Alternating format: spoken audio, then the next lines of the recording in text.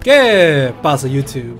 How's it going, everybody? 6foot Hacks here. Have for y'all today the explanation video as to why I did make 2 trades to the Durham Druddigons, which means we dropped 2 mons, we picked up 2 new mons. If you guys saw the team builder from this week's battle, which was uploaded earlier today, then, well, the battle was uploaded earlier today and then the team builder was uploaded yesterday. But yeah, check out the battle. It was uploaded today because this should be going up on that Sunday afternoon. So yeah, check that out if you guys haven't watched it yet. But y'all do know our 2 new team members. Also, for those of you who are subscribed to the GBA YouTube, which I'll link to, that's also down in the description, y'all will know our 2 new team members. But yeah, this is just the video of me explaining why I made these trades, and I want you guys to let me know in the comment section below, do you agree with these trades? Do you dislike these trades? Do you think I'm dumb, I'm smart about these trades? I don't know. Let me know your opinions and thoughts in the comment section below. So with that being said, let's go ahead and get this started. Alright, so as you guys can see, we unfortunately had to trade Selassie. The thing about Selassie is that I really feel like I expected too much from it. Funny enough, this was not actually my first overall fire type that I wanted. That's actually what we picked up, so that's also a huge plus in my opinion.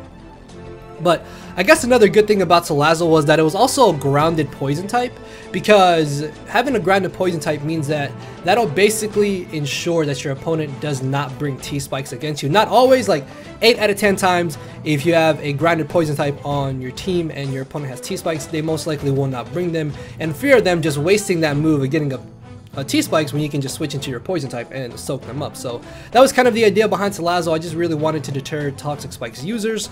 Also, I thought that because its move coverage was not that great, that it wouldn't be as big of a hindrance to it. Like, I still had hope in it. Fire Blast and Sludge Wave or Sludge Bomb are just really good stabs in general. Then you have like Dark Pulse. The hidden powers aren't that bad, but realistically that's about it.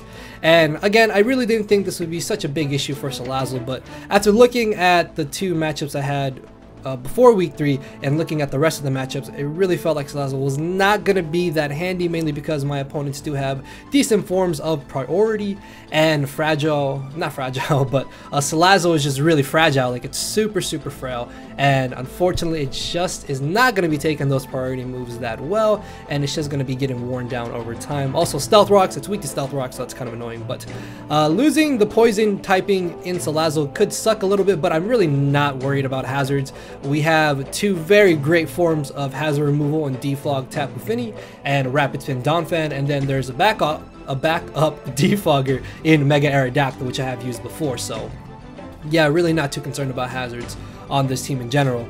But for the most part, Selassie just really was not looking that good on paper, and I also really wanted one Pokemon that somebody else had, but I'll get into that later. So decided to trade this fire type for our next fire type, but keep in mind that the fire type we dropped this, which was tier 3, then the Pokemon we're picking up is tier 4, so technically we have to drop a tier 4 and pick up another tier 3. I think that's how it worked. So yeah, just kind of keep that in mind if you're trying to work out the points and stuff. So we dropped Selassie for HBK the Blaziken, which was my first overall fire type I really wanted. My boy Polymac kind of talked me into wanting to try out Blaziken. A great thing about Blaziken is that it also gets access to Baton Pass, which is a form of momentum, along with U-turn and with Volt Switch. So that's excellent.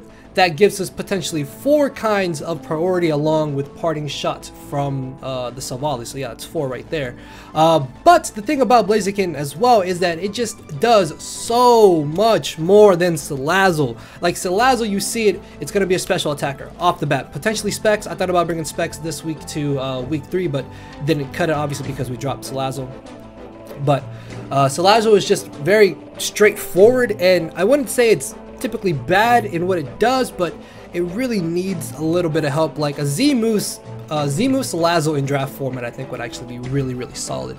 If you guys maybe would like to try that out. Actually, I kind of want to try that out, but maybe you guys will see that in the future. But yeah, Blaziken can go physical, it can go special. It's also a pretty solid Scarfer. Like base 80 speed is really solid. You typically outspeed everything that's not scarfed or absurdly fast like Mega Aerodactyl, but Yeah, that's also another kind of set that Blaziken can carry. Also, it gets access to Vacuum Wave, which is a decent-ish form of priority coming off of a base 110 special attack along with a base 120 physical attack. So that's already insane in itself. Also, it's way bulkier than Selassie. Like, its base HP is 12 higher and both of its defenses are 10 bases higher. So that extra little bit of bulk can really come in handy in certain matchups. Yeah, we lose a good amount of speed, but we already have a lot of speedy mons on our draft, so I really don't mind that at all. Plus, again, Baton Pass is awesome because this thing gets access to Swords Dance,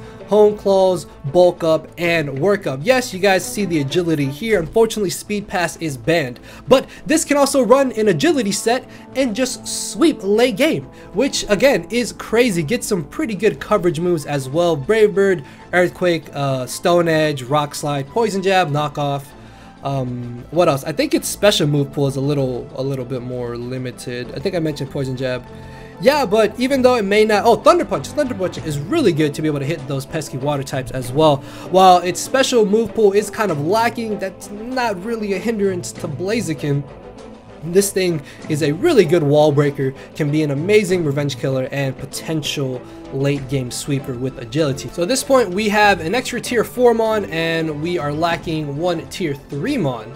So, along with Selassie, we traded off Sovole. Now, Sovole was the original tier 4 trade for the tier 4 that we got from Greg that we then dropped for Blaziken. So, now we dropped Sovole because, in theory, yeah, it's really nice to have every single type.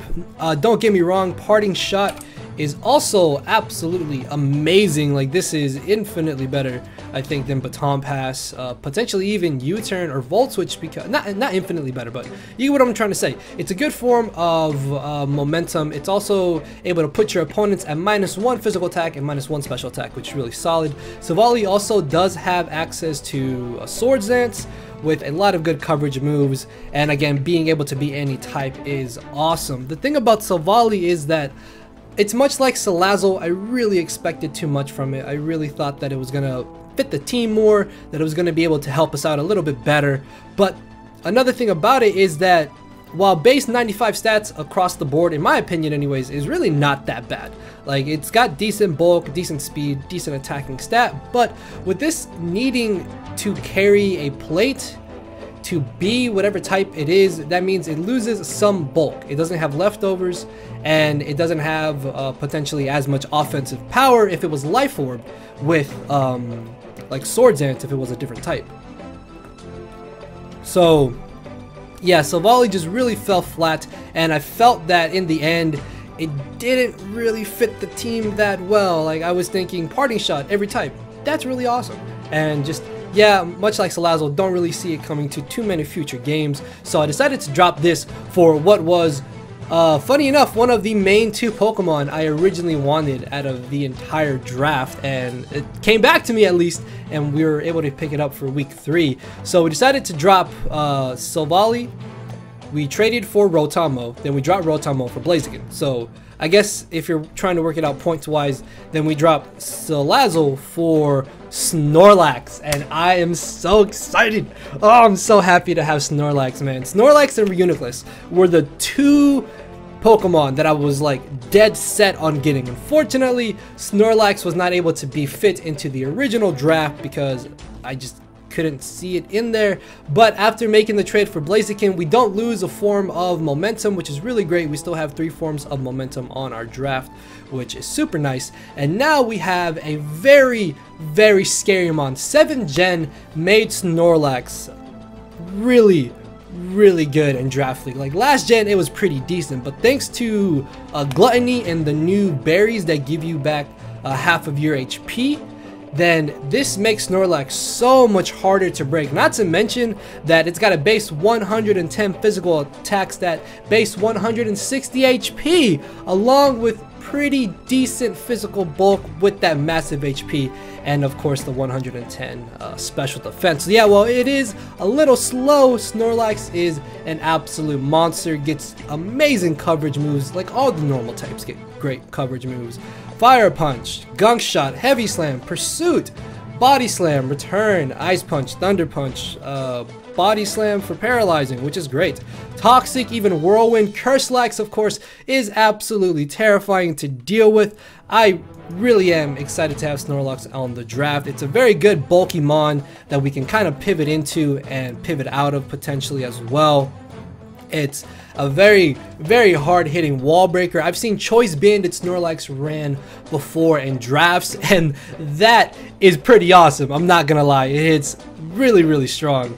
Oh, I'm actually really happy to have Snorlax, man. If y'all saw my CCL D League run with Snorlax, I really felt like I put in a lot of work. Like Snorlax and Reuniclus, the two main mons I wanted, and I ended up being able to at least get Reuniclus, and now we have Snorlax on the draft, which I'm super excited for, as you can tell. So Snorlax is an absolute monster, man. This can be a great Assault Vest mon as well. I can even abuse Trick Room with it because we do have Bronzong and Reuniclus, so my opponents have to watch out for that. Potentially like Trick Room with Belly Drum Snorlax may happen. I don't know. Yeah, Belly Drum. This thing gets Belly Drum, which makes it even terrifying, 10 times more terrifying, and just, yeah, all in all, really excited. I guess actually one huge benefit is that because of the misty terrain, Snorlax can't get statused, which is awesome. Although I guess that is a little bit of a hindrance to a Rest Talk Snorlax, but still, if you can't status Snorlax and you don't have a super effective fighting move, or just, I guess, like a really strong physically offensive stab move in general, which even then, like, you can just put max defense in this and it's still gonna tank any physical hit just about. How are you going to kill Snorlax? So that is kind of terrifying if you really think about it. Is it? Is it? Maybe. Maybe. I don't know. I don't know. In theory, it sounds scary. I wouldn't want to face a Snorlax in misty terrain if I don't got a fighting type on my team, or just something to really nuke it on the physical side. So yeah, either way, guys, let me know what y'all thought about these transactions, what you thought about our original draft compared to our draft now, and just, yeah, would really like to hear y'all's thoughts and opinions. So with that being said, if you may have missed the week 3 match where Blaziken made his debut, then you guys can check that out because that should be down in the description somewhere. So with that being said, I'll see you all tomorrow. So later, everybody. Cause my brain and heart are both tied in a knot, and this hinders me from crying a lot. This causing me to show no emotion. But when I said I cared, I wasn't joking. But I guess it's too late for me to become broken. For now, I'm living with no more pain, tears, or hoping. I'm just coasting. Yeah, I said I'm coasting. No more pain, tears, and hoping. For real.